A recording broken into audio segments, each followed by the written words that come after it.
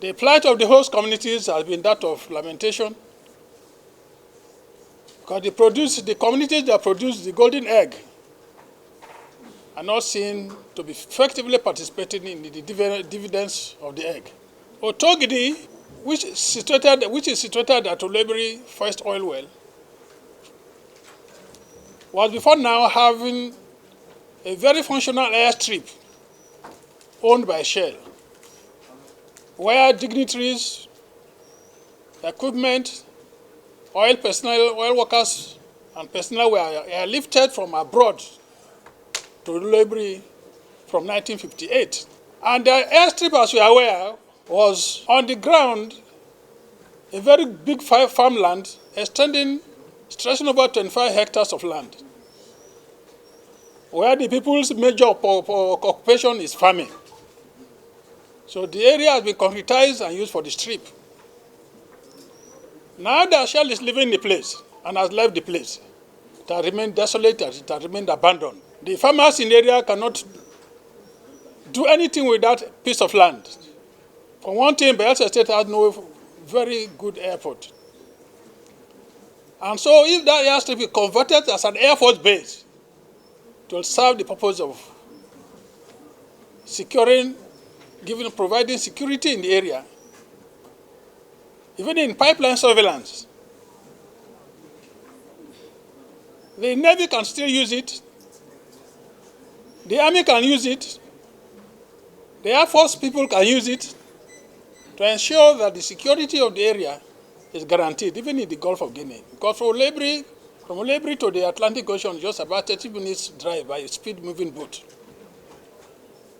That's why I had to put in this motion, so that land would not be wasted. The owners of the land cannot even use it for any purpose.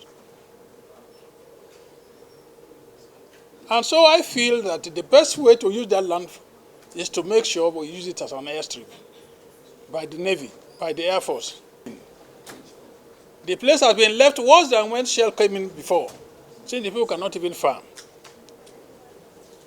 And so the best thing to do in that place is to use it as an airstrip by the Air Force base. Ladies and gentlemen, when that place is used for that, it will even help in the search operations of the Air Force. It will work against the resort to pipeline vandalization, to work against the security of the area, towards the security of the area, and to improve the economy of the people and the economy of the nation. That's why that issue is raised. We are believing that when that is done, it will be beneficial to the country as a whole. The people in the area too will be happy that at least the bustling life of the people is returning. The community in Bayelsa State is impacted or is oil producing. And for the present governor, Governor Oloibiri, what he has been trying to do is to work on 3 senatorial roads. And those senatorial roads emanate from Yenagua and open up in the Atlantic Ocean. It's a cost-effective project, and it actually involves a lot of billions of naira. He has taken the appropriate step to make sure that these roads cut across as many oil-producing places as possible.